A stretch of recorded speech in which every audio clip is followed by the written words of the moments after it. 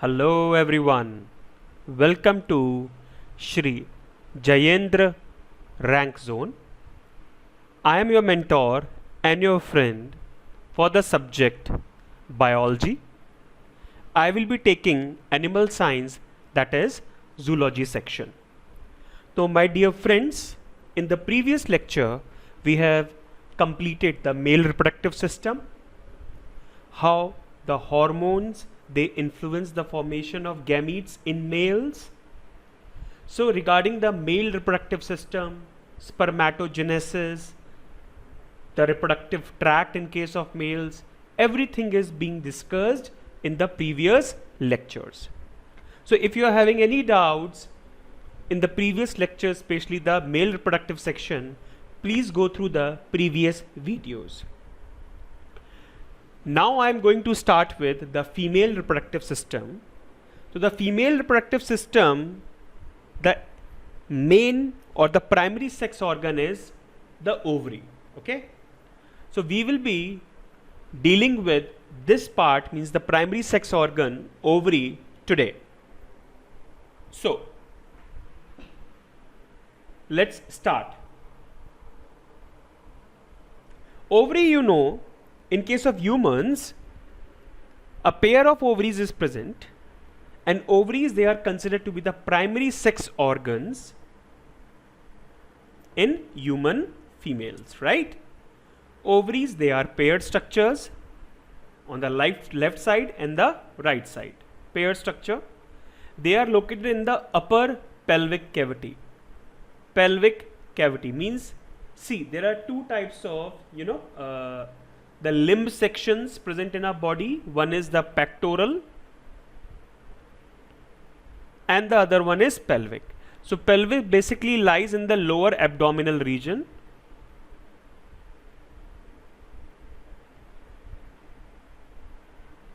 Right? So ovaries, they are the primary sex organs in human females, and ovaries are paired and they basically lie in the upper pelvic cavity. Now, the second point says that the ovarian ligament which attaches ovary to uterus. To attach ovary to uterus, there is a ligament, and that ligament is known as what? Mesovarium. So mesovarium is basically a ovarian ligament which help to attach ovary to uterus. This mesovarium is basically made up of peritoneum, means peritoneum is, you can say, the lining of the reproductive tract. So double layer fold of peritoneum is present in the form of mesovarium. This mesovarium acts as a ovarian ligament which basically attaches or helps to attach ovary to uterus, right? It helps to connect broad ligament of uterus to ovary, right? So uterus and ovary, they are having a connection. That connection is known as what? Mesovarium. Mesovarium is attached to the broad ligament of uterus, right? So just remember, mesovarium is attached to the broad ligament of uterus to help connect ovary to uterus, because ovary, it cannot remain suspended in air, it needs some support, and that is why this is the anatomical feature. Now coming to next, we are having parts of ovary. So ovary basically is covered, the outer part is germinal epithelium. It is the germinal epithelium which is the outer part, and just below the outer part, okay, we are having tunica albuginea. Tunica albuginea is a layer of connective tissue. So outer is the germinal epithelium which is cuboidal, which is having cuboidal cells, as we have discussed in the male reproductive tract. So germinal epithelium is made up of cuboidal cells and it is covered by visceral peritoneum. Peritoneum, it is a lining of the reproductive tract. This peritoneum, it is having two parts, the visceral peritoneum and the parietal peritoneum. The parietal peritoneum is the outer part and the visceral peritoneum is the inner part. So basically the germinal epithelium, which is having cuboidal cells, it lines up by the visceral peritoneum. So I hope I am clear to everyone. Okay. Now, tunica albuginea. Tunica albuginea is a layer of connective tissue, and this layer of connective tissue is having two parts. The outer part, which is highly dense, is cortex, and the inner part, which is having less density, is medulla. So the outer part, which is highly dense, is cortex, and the inner part, which is less dense, is medulla. So outer cortex and inner medulla. So what you have to remember, germinal epithelium outermost, okay, then tunica albuginea. Tunica albuginea is having a layer of connective tissue which is having two types of tissues or cells. The outer one is cortex, which is highly dense, and the inner one is medulla, which is less density. Now you can see I have posted one picture regarding the histologic architecture of the Graafian follicle. Okay, Graafian follicle, or we can say the mature ovarian follicle. Mature ovarian follicle. Okay. So you can see after maturation, okay, after maturation of primary follicle into secondary into tertiary, all these layers, they are surrounded by, are ready to surround the egg. This is the egg, okay, the centermost part, which is covered by zona pellucida, right? Sorry, this is the egg. This one is the egg, means the ovum, okay. So it is covered by zona pellucida, right? So I will be explaining deep down these structures, okay. Firstly, the gross outer anatomical structures of ovary, I just show you with the help of a diagram, okay. Yeah. So in the formation of ovarian or the Graafian follicle, okay, the ovarian follicle or the Graafian follicle. Graafian follicle is the mature follicle which actually, okay, is released at the 14th day of the menstrual cycle, means 13 days after the bleeding phase, we can say, okay. So this 14th day of the menstrual cycle, the Graafian follicle or the mature ovarian follicle is released, which is actually known as what? Ovum, and that ovum meets the sperm, okay, and it leads to the fertilization. So now I just want you to please focus here. The outer structure is basically, you can see the germinal epithelium, the red one. This is the germinal epithelium. The germinal epithelial cells, you can see these are cuboidal. These are cuboidal. But most importantly, when these germinal epithelium cells, you know, the moment they are, you know, at the cortex side, the outer part is cortex and the inner part is medulla, okay. So this part is cortex, it is mentioned here, this part is cortex, okay, and the inner part is medulla, this part is medulla, okay. So medulla is basically made up of, medulla is the highly dense, less dense part, and cortex is the highly dense part, right? So this germinal epithelium is lined by tunica albuginea. So inside we are having tunica albuginea layer. This tunica albuginea, it is divided into two parts. अंदर की तरफ क्या है? Medulla, and the outer side we are having what?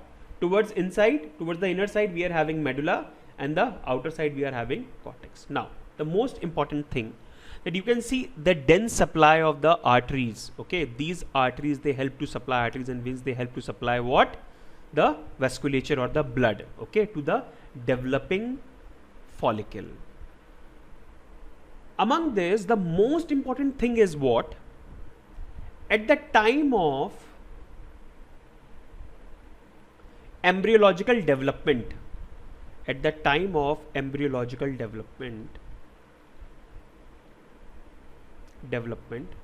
especially when the fetal age is 25 weeks. So it is around 7 million of oogonia are there. Now oogonia is what? The ovum mother cell, which will form the ovum. Actually the starting is from here, ovum mother cell. So at the time of embryological development, means during intrauterine life, when the fetal age is of 25 weeks, there is presence of 7 millions of oogonia, right? But these 7 millions of oogonia at the time of birth, they are converted into 4 lakhs. So you can see so much of follicular degeneration will happen. I'll tell you in the next slide. So the sequence is like this. What the structures you actually have to notice. This is the primordial follicle. Primordial follicle means it is just before the formation of primary follicle. Okay, means oogonia. This is ovum mother cell.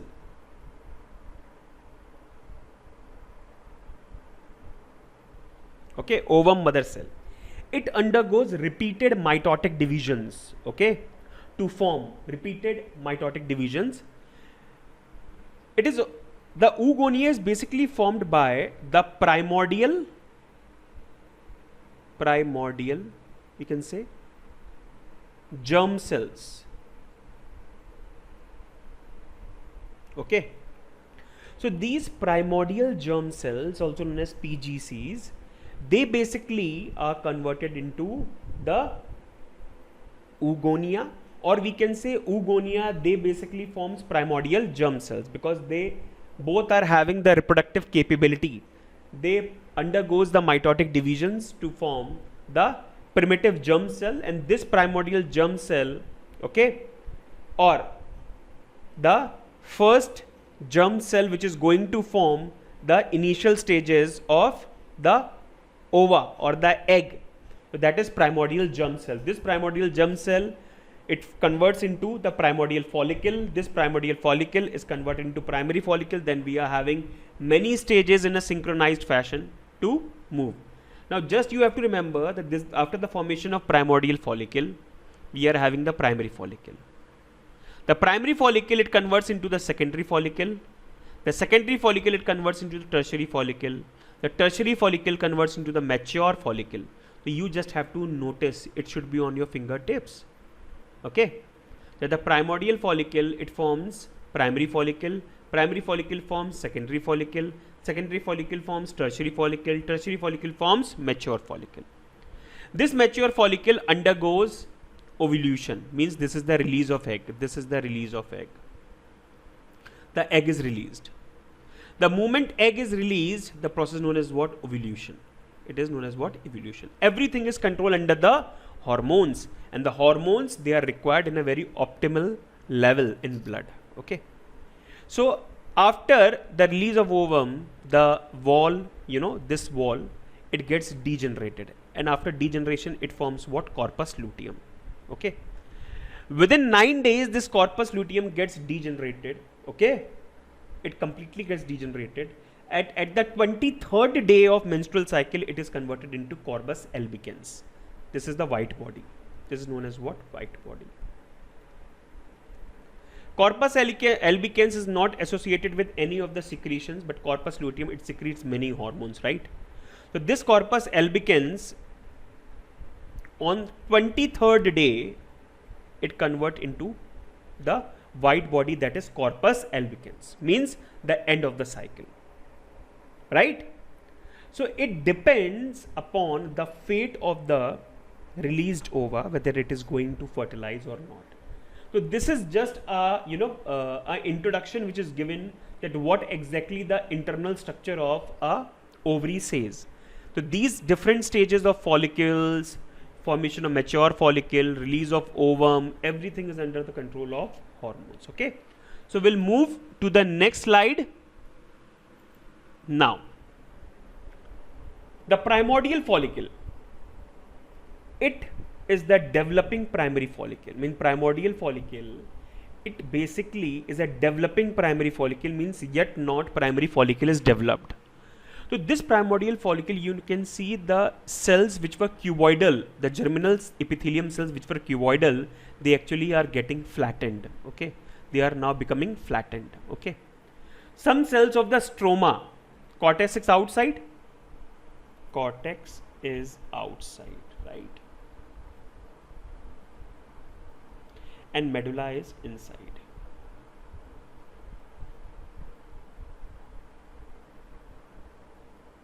So you know the stromal cells means there are two layers.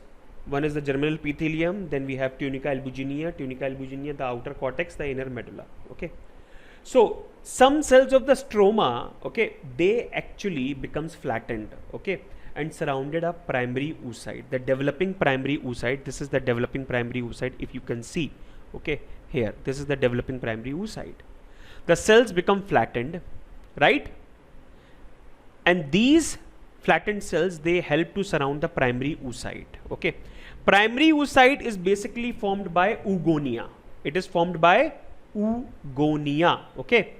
So these flattened cells, they are also known as ovarian follicle or follicular cells, because they are basically lined by a single layer of flattened cells, okay, single layer of flattened cells. These flattened cells are the stromal cells, cells from the stroma, right? So basically what is happening, I'll tell you, the primordial germ cell, PGC, primordial germ cell, okay, also known as, you can say, the oogonia, it forms the primary oocyte, or we can say it forms the primordial follicle, okay. This primordial follicle, it forms primary follicle. It is converted into, or it gets matured into primary follicle. The very first thing you have to remember, that basically the oogonia, which basically converts into, or which is a type of primordial germ cell, this primordial germ cell is going to form the primordial follicle. The primordial follicle is somewhat less developed, or it is just close to the primary follicle. The cells become flattened. The cells enclose primary oocyte in between it or inside it, okay. The oocyte is surrounded by the cells, okay, the cells which are flattened, okay. Now the cells in this second diagram, you can see, in the first diagram the cells were flattened, right? Now in the second diagram, it is very clearly visible, the cells, they are becomes columnar shaped. The cells become columnar shaped, right? Now this structure in which the primary oocyte, or we can say the oocyte, is surrounded by the cells which are columnar, it is known as what? The primary follicle. Still it is a primary follicle, because follicle means a layer, or a single layer of cells. So now it is a follicle, right? Now this second diagram is basically converted into the third. It is the earlier stage and it is the late stage, okay. So here what is happening, you can see, now it is multiple cells which are basically surrounding the primary oocyte, okay, multiple cells, and these cells are known as what? Membrana granulosa. They are known as what? Membrana granulosa, right? So these cells are known as what? Membrana granulosa, which are surrounding the primary oocyte. This is the oocyte, the arrow is here, this is the oocyte, okay, this is the oocyte. Now it is clear, this is the oocyte. The oocyte is basically surrounding by the cells of membrana granulosa. Now granulosa means multiple layers, follicle means single layer. So previously it was single layer, okay. When it was single layer, you can see the zona pellucida, this is zona pellucida, which is the layer just around the oocyte or the developing egg, the red one, I have just highlighted with the red one, okay. So this is zona pellucida. So what you have to remember, the arrangement you have to remember. Outer, the flattened, just beneath the zona pellucida, inside it, the oocyte.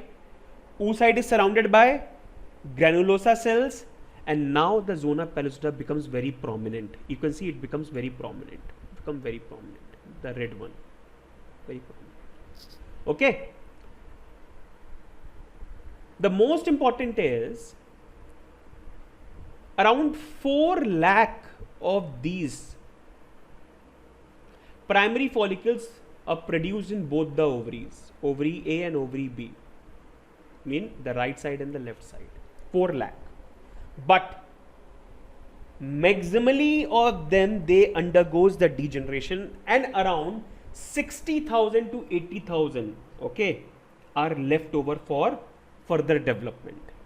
So this is known as what? Follicular atresia or atretic follicles. Means maximum of the follicles, they gets degenerated. Why? The reason is, suppose you are living in an area in which around 10,000 people are living in that particular area. Okay.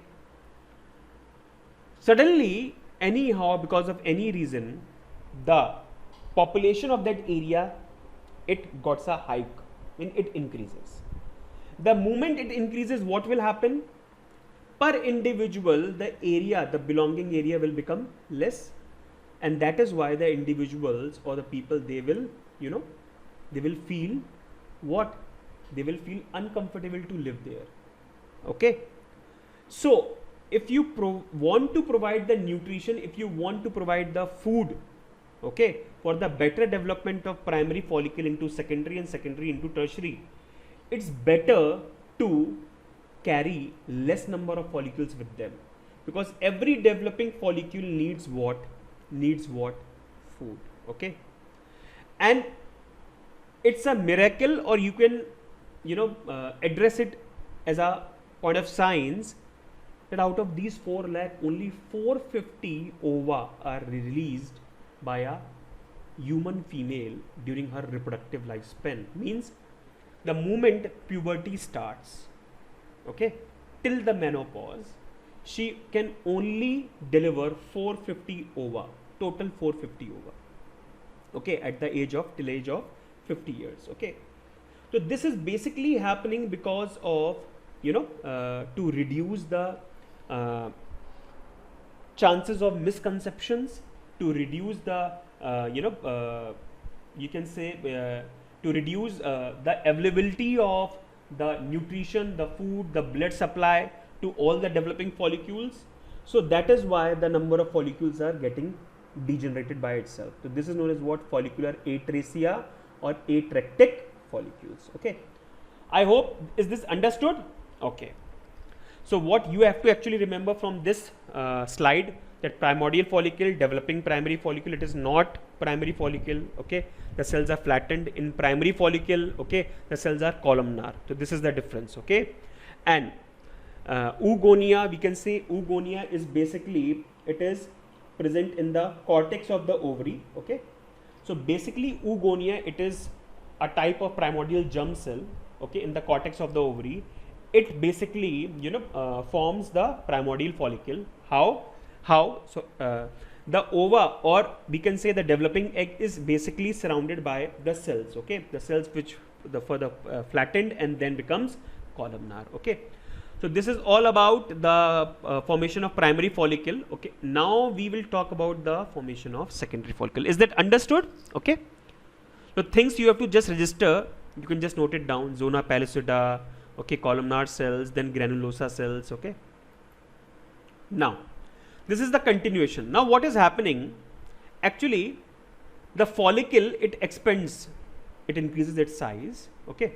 As the follicle expands, the stromal cells are forming the granulosa cells, the follicular cells. All are stromal cells.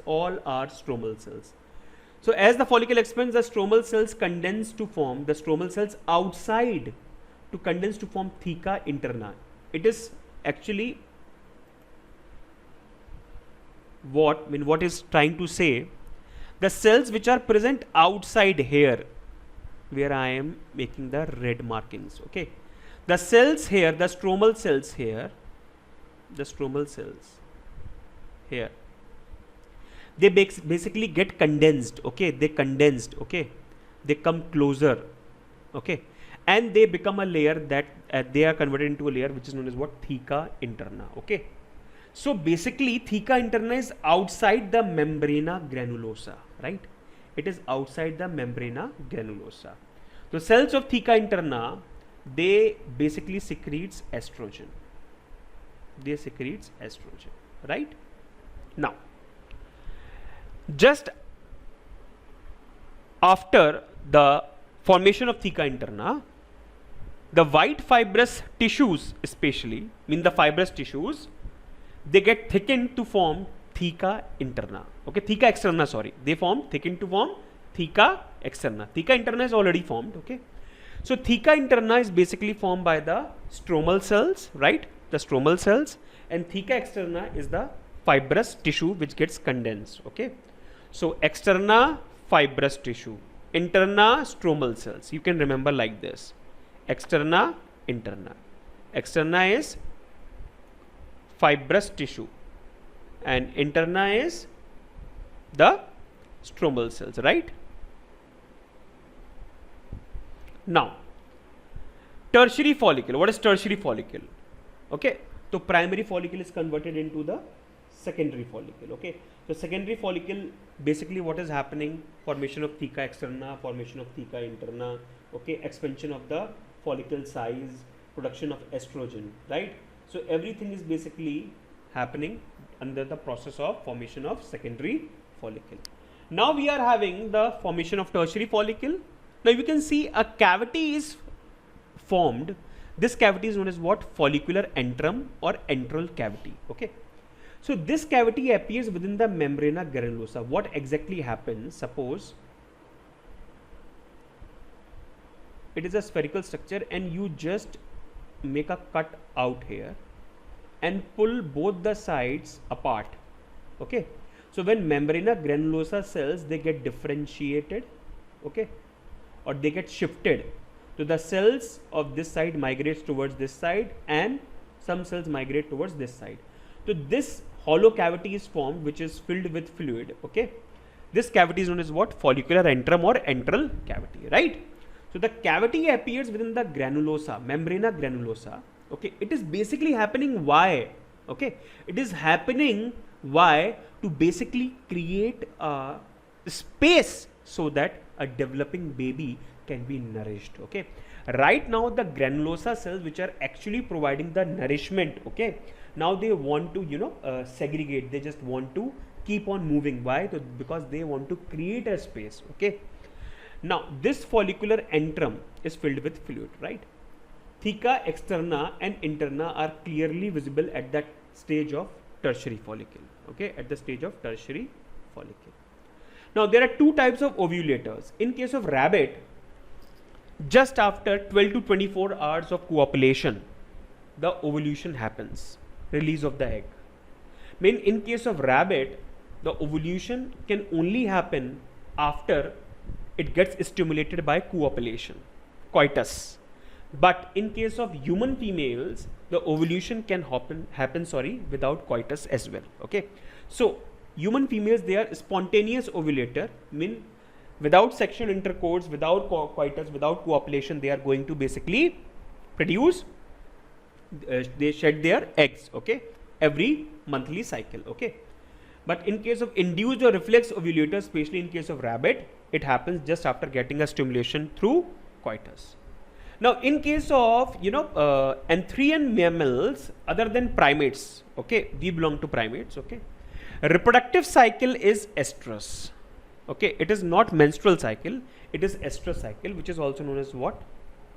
The heat period. Means they are having a particular breeding season. They are related to a breeding season, right? Just bear with my spellings. Okay, I am very bad at it. Okay, so breeding seasons, but in case of humans there is no such breeding season. Breeding season is basically it is a dominant phase seen especially where the hormonal regulation is local, okay, or we can say where the glands or the homeostatic environment is not seen, right?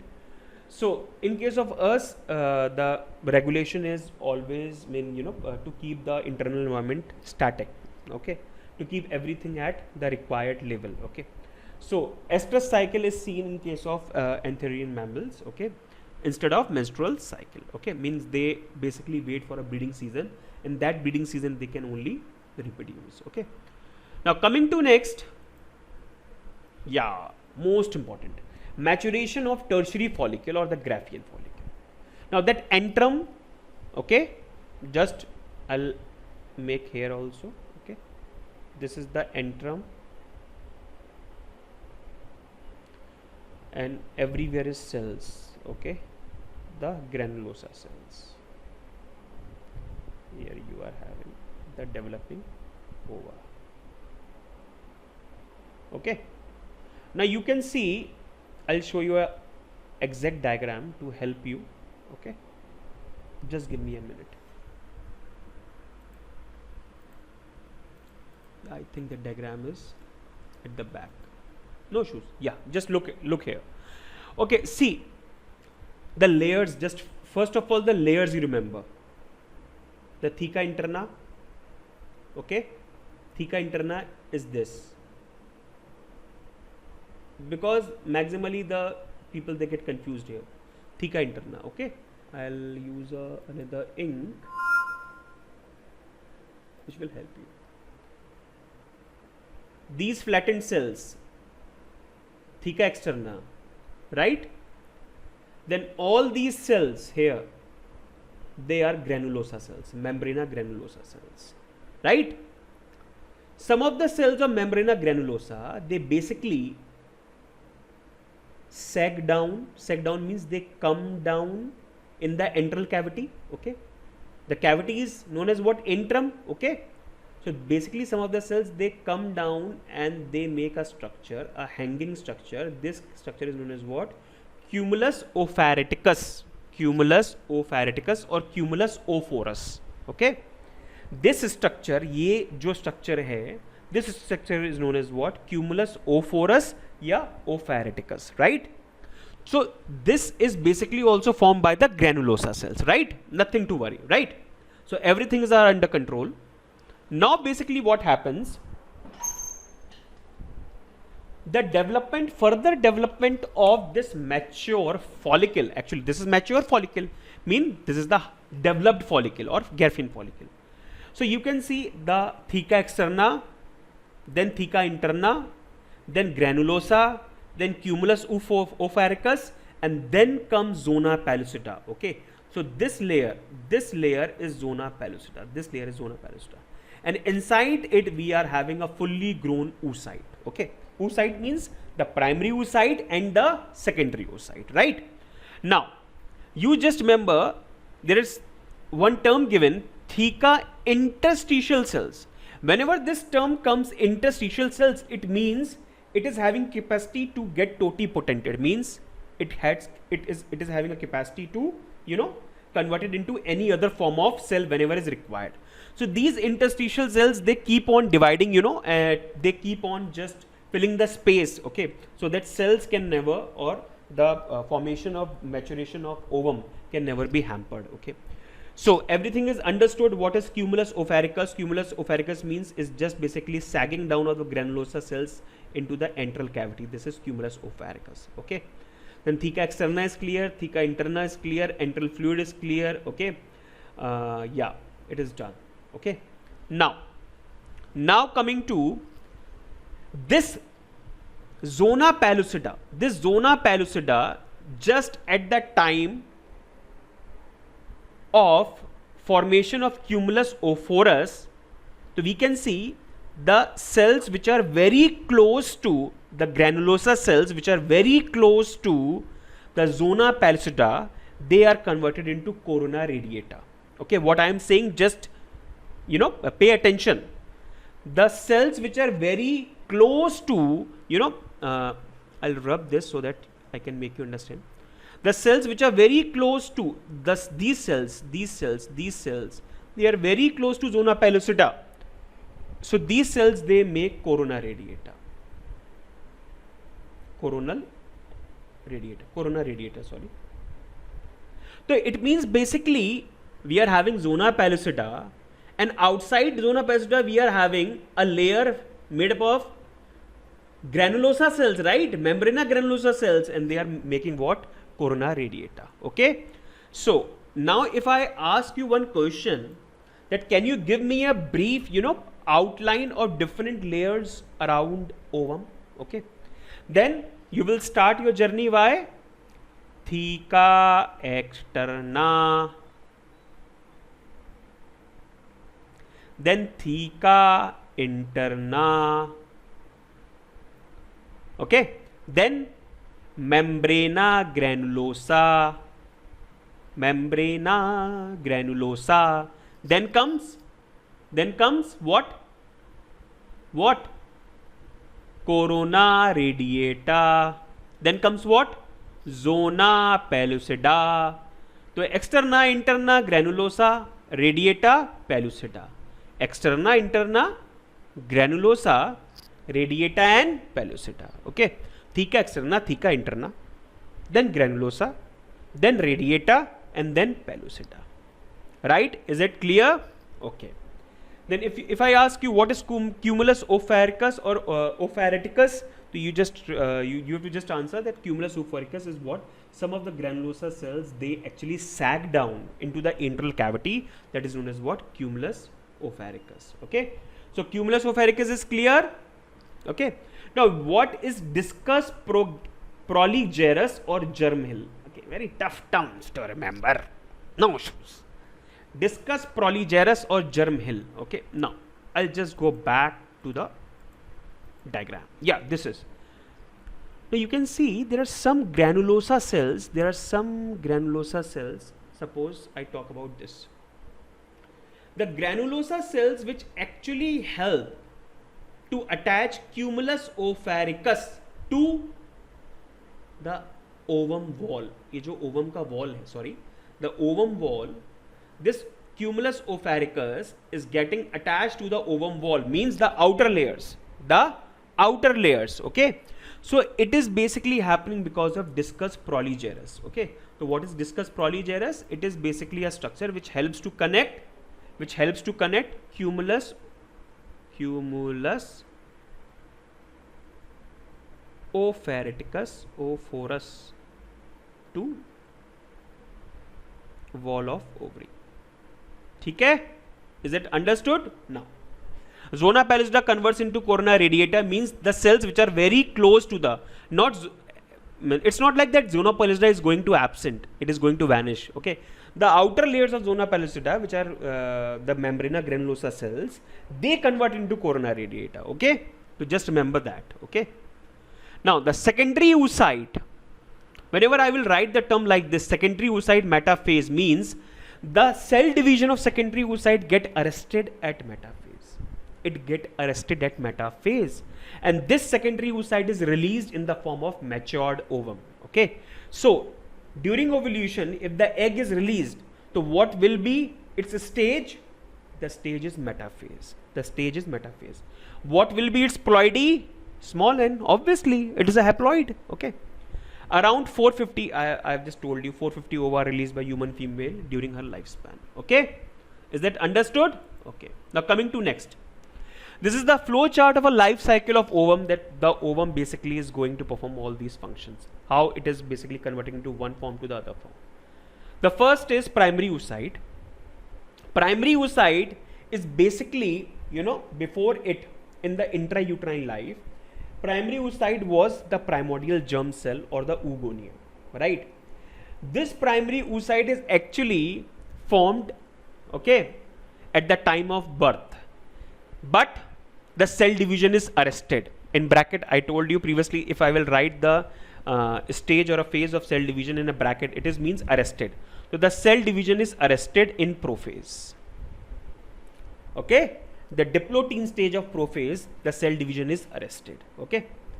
During embryo, 7 million primordial follicles were there. Okay.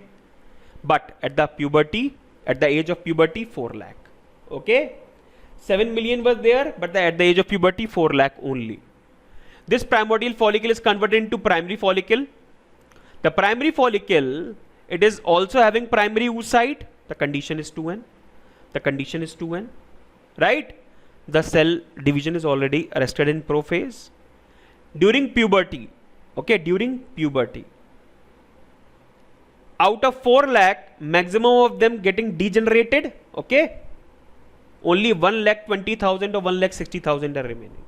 Okay, now this 1,20,000 or 1,60,000, out of which 6 to 10 primary follicles are activated by FSH in each menstrual cycle.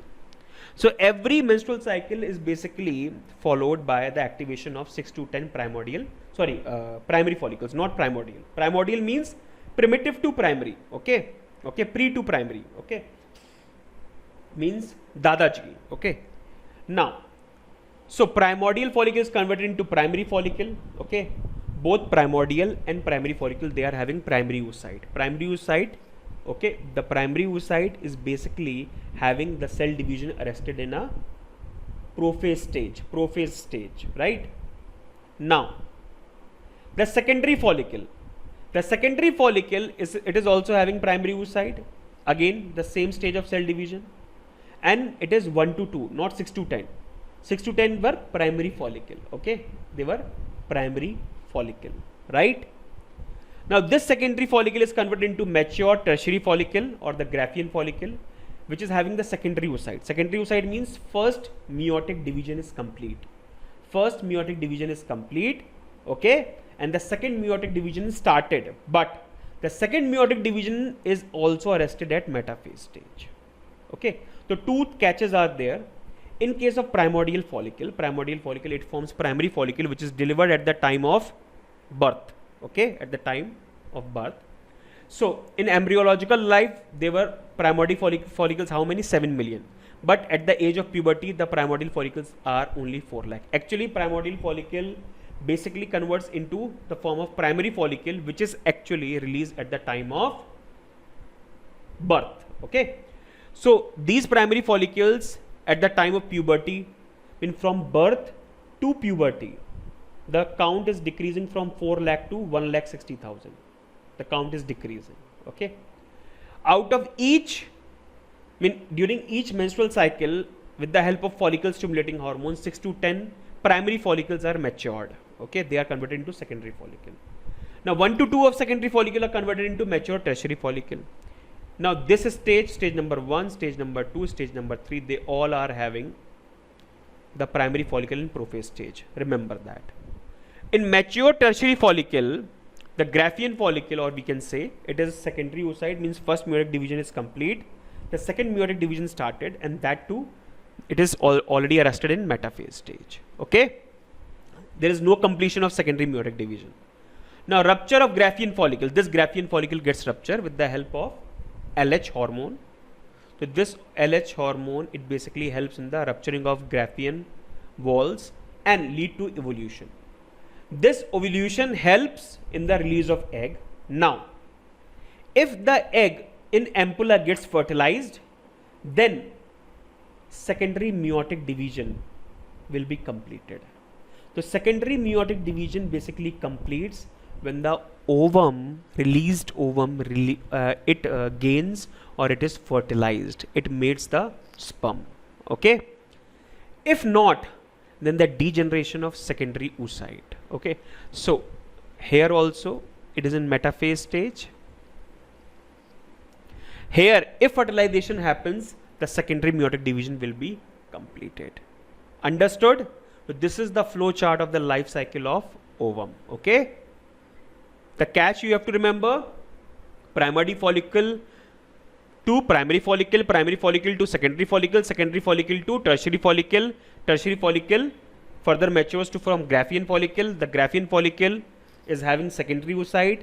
Primordial, primary and secondary, they all are having even the early stage of tertiary follicle, they are having primary oocyte. Okay, now oogenesis means, when we talk about the gametogenesis, it is spermatogenesis and oogenesis. The formation of mature female gamete is oogenesis, right? Same, we are having 3 stages as we were having in the spermatogenesis: the multiplication phase, the growth phase, and the maturation phase, right? So multiplication phase, the development of oogonia, oogonia is 2n, by repeated mitotic divisions in primordial germ cells. So like all primordial germ cells, they actually are forming, now it is clear, they are actually forming oogonia, okay, by multiple divisions. Okay, this is also 2n, this is also 2n, right? During intrauterine life, so basically during intrauterine life, basically the primordial germ cells, they are forming the oogonia. No more oogonia is formed or added after birth. Remember, no more oogonia is formed or added after birth. Okay, Now the growth phase, all the oogonias which are formed, they are formed before birth. No more oogonias formed or added after birth, right? Now growth phase, oogonia converts to primary oocyte. Oogonia is converted into primary oocyte. In oviparous or egg laying animals, it is the longest phase. As in egg laying animals, the egg is not going to further develop. The egg is not going to further develop. Okay.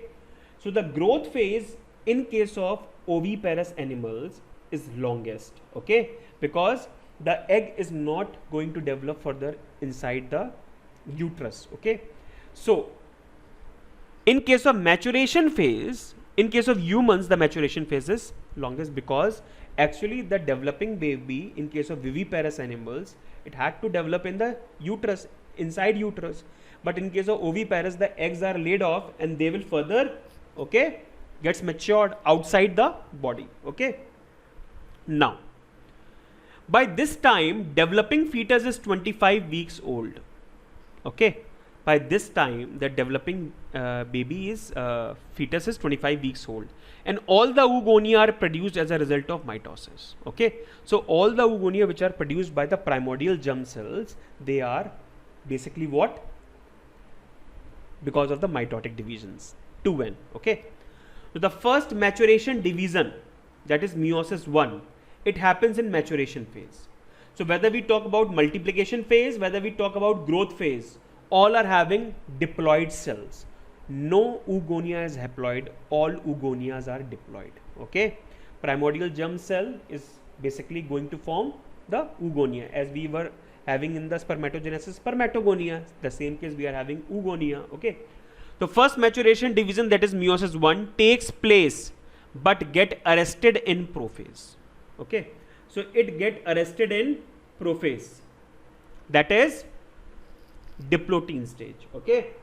So in diplotein stage,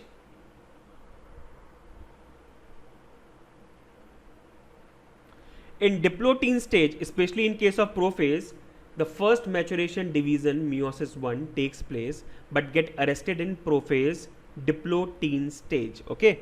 So this is the first maturation division, meiosis 1, which takes place at the stage of diplotein or the prophase. Now, the primary oocyte prophase in primordial, primary, secondary and early tertiary follicles. The primary oocyte is in a prophase stage, whether we talk about primordial, primary, secondary or early tertiary follicles. Okay. At the time of menstrual cycle, maturation of follicle, which follows completion of first meiotic division. The first meiotic division, it basically happens after the formation of mature or Graafian follicle. So after the formation of Graafian follicle, only the first meiotic division, it gets completed. Okay. So you have to remember the primary oocyte, it was in prophase stage, whether we talk about primordial, whether we talk about primary, secondary or early tertiary follicles. Okay. So the first meiotic division is completed, this is given, and it is an unequal cytokinesis, because the primary this primary oocyte, it is converted into the secondary oocyte after the completion of first meiotic division. And the moment secondary oocyte is formed, there is a formation of first polar body. Okay. The first polar body is having the half set of chromosomes, but the cytoplasmic content is very less. Why? Because the cytoplasmic content needs to be shifted in secondary oocyte, because secondary oocyte undergoes the second meiotic division. Okay. First polar body doesn't undergoes the second meiotic division, and that is why the secondary oocyte needs to be have more amount of cytoplasm, so that it can be pursued till the end. Okay. It can convey itself, it can survive that time, till that time. Okay. So it is understood multiplication phase, growth phase, maturation phase. Okay. Then the phase of the primordial, the primary oocyte, that is prophase, and the phase of the secondary oocyte, that is metaphase and prophase, where the cell divisions are arrested. Right.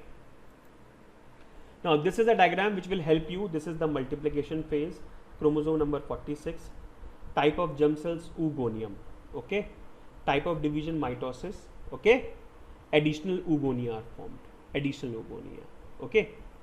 Like in case of spermatogenesis also, spermatogonium, it forms type A and type B. Okay. Type A basically goes like a stem cell. Okay. In the same case we are having here also. The multiplication takes place in ovaries, female fetus, unborn female body, intrauterine life.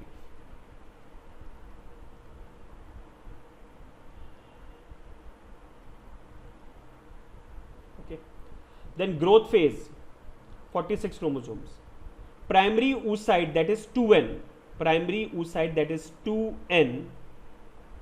This primary oocyte is diploid and it will remain diploid because the first meiotic division is not completed. Okay. It occurs every month in an ovary of female after puberty. After puberty, every month there is a release of primary oocyte. Okay. Formation of primary oocyte, sorry, not release.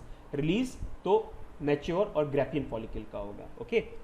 So this primary oocyte is basically diploid. Now it enters the meiosis 1. So meiosis is known as what? Maturational division.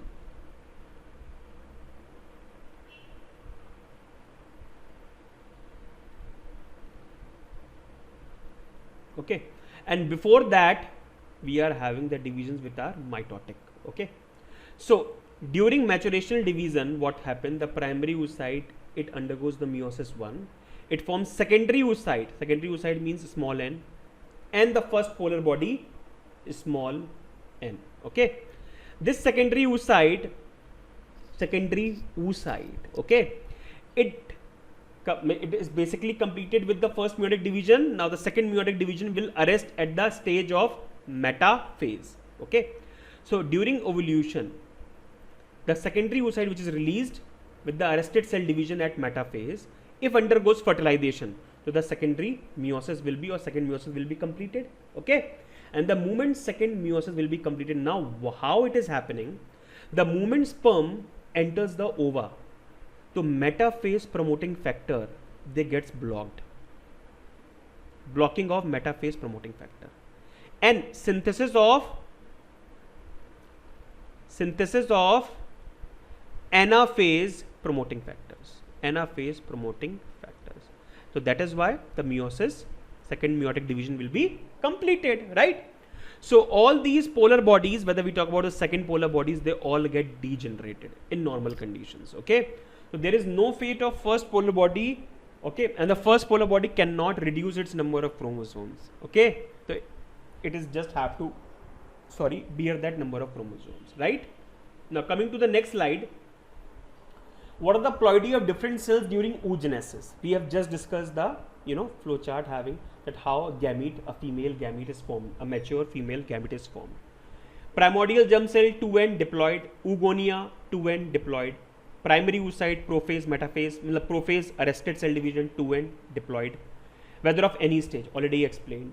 Secondary oocyte n haploid, arrested cell division in metaphase, whether it is of late Graafian follicle, during ovulation in oviduct, whether the secondary oocyte in the late Graafian follicle, okay, during ovulation or in the oviduct, all are secondary oocyte having small n. The cell division is arrested at metaphase stage. The first polar body is haploid.